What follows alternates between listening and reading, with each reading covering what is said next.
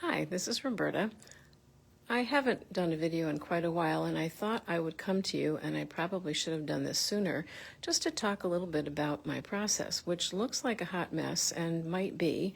But I started a few weeks ago because I decided to do a show, coffee dyeing, tea dyeing, avocado dyeing, whatever. So I was at the oven for like 3 days straight doing the dyeing process. Then I started going through my scrapbook paper to see what was thick enough to possibly be a cover, or the liner for a cover, what was thinner and could be used in different ways.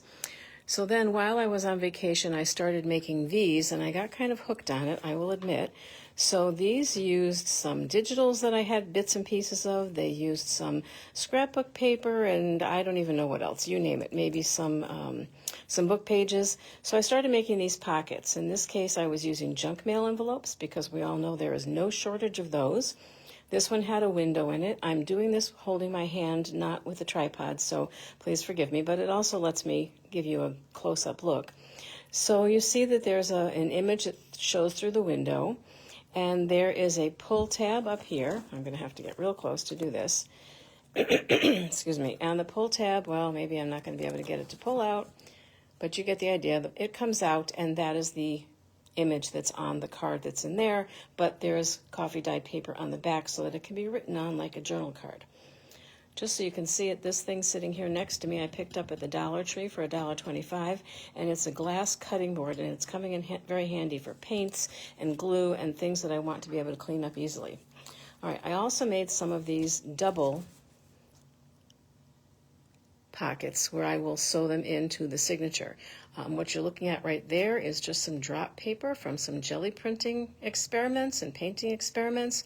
This is just a stamp on blue tissue paper, and just an assortment of things. Here in this case I stamped. Now in the case of these, I tore all the paper. There is a window there, and I do hope to put something that can fit in that window, but I haven't gotten there yet. I also found that some of these were a little too large for some of the journals I was making, so I need to think about scaling down. Here's another one. This one was supposed to be one-sided, and I got carried away and it's two-sided, but I probably will end up gluing it down and sacrificing a side. This one is a little bit smaller, and I've used some digital things, some labels from My Porch Prints, and I can't remember where they all came from, to be very honest with you. All right, also two-sided, and there might be a way to use that so that it can be two-sided and not glued down. This one also has a little tab in it with a digital that I believe is from, good grief. Well, it'll come to me. Maybe Ephemera's Vintage Garden. But anyway, so that's another one, and just kind of goes on. So this one also seems to have a tab at the top, and this time I put a quote on a card that shows through the window. And this one has just a plain journaling card with no tab stuck in it, and a little quote on the front. This one is obviously meant to be just one-sided. Scrapbooking paper, a little bit of lace, a printable, and some fabric that I got at a thrift store. I try really hard not to pay for anything. I do pay for some of the digitals, and I always appreciate the makers that do offer freebies once in a while. All right, so just kind of a little bit of everything here. I'm more than happy to admit that some of this stuff just doesn't match, and I decided for this I just kind of didn't care. Not concerned about it. But then I did realize that I have some journals that are very blue and some that are very purple, so I need to perhaps start thinking about color a little bit. So this is another double-sided one. You could write on this spot here. I think it's light enough. Then there are some tabs to pull out, and then another pocket on the front. And then I made some super simple ones out of some scrapbook paper that just are folded over on the back and would glue in and would not hold a whole lot. Okay, so that's that whole thing. Then I have a pile over here that are things that can be added to a journal.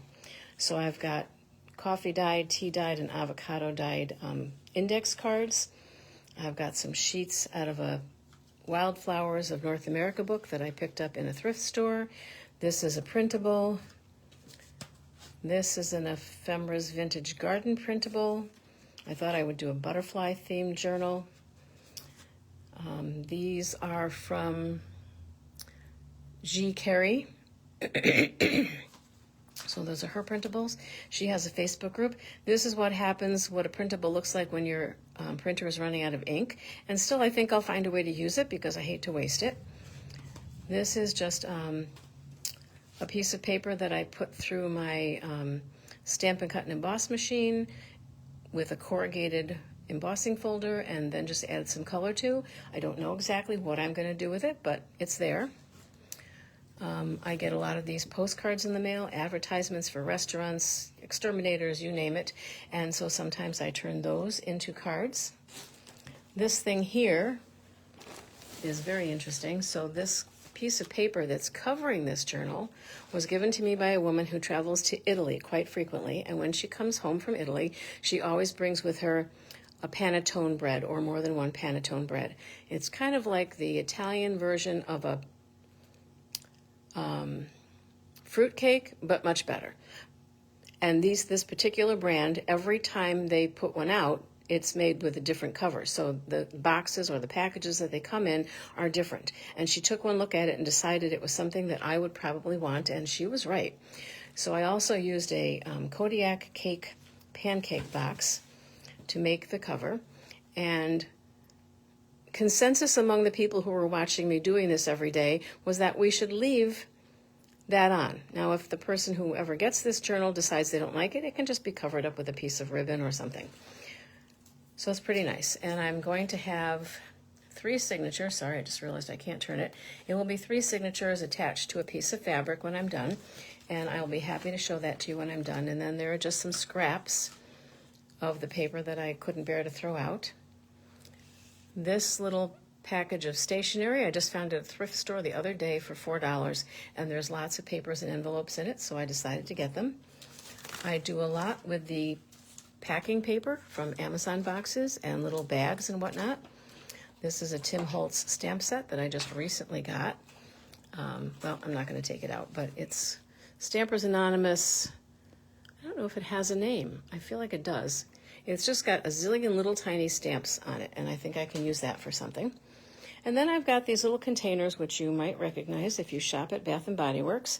And when they're empty, I clean them out well. This one I actually decorated. And inside, I have these elements that you see here.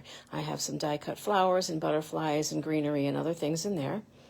I haven't bothered to label all of them or decorate all of them. This one just has some labels that I just printed off the other day. This one has some other labels, and this is from Tracy Fox. This one, I forget what's in there, but much more of the same. This one has what I call, this is my tiny words here, and these I just do up on Microsoft Word on the computer, and I print them out, and then I distress them, or sometimes I print them out in a darker paper. This is little tags and things like that, and I've got doilies that I pick up at thrift stores, and then these are just little bits and pieces that might get turned into something and might not. This one here has some tags or tickets in it that you just get when you go to a raffle or something, and I tend to save those. They're great for making the hidden paper clips. And there's another printable. Sorry, I've got fluorescent lighting above me. It's humming too. The other thing I love to look for in thrift shops is vintage playing cards. This one here is just basically filled with tags and bingo cards and things I've collected over time.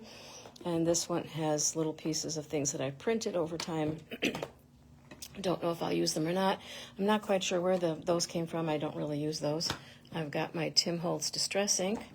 I've got my chamois, my Stampin' Up! Chamois, which is great for cleaning stamps. These are what I call writing boards, and I include these with every journal. 2 reasons. One, if they're trying to journal on their lap or while they're traveling, they can put this underneath and give themselves a flatter surface to write on under the paper. And in most cases, they can see those lines through the paper, and so they can keep a straight line if that's important to them. I've got Simplicity patterns. I've got old maps and things like that. That's a pile there. This I just found at the local drugstore that's going out of business for $2. Oh, I see my battery's low. Okay, I'll try to talk fast. So then let's see. This is just a big, like an Iris case, but a cheaper brand that's just filled with scraps. And this bag is filled with scraps and some printables, and this bag is filled with scraps and some printables. And I'm going to move you around here so you can kind of see what I've been doing.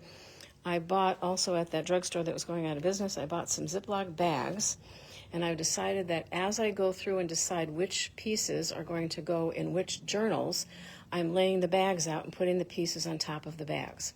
So I started out making a master board, and that's what's left of it, because part of it's going to be a cover, and then these will be pockets and a belly band. And for this master board, I cut everything on the trimmer. I didn't do any tearing. This master board I made by tearing, and that was fine too. So those were the two, or there's another one somewhere, a third master board.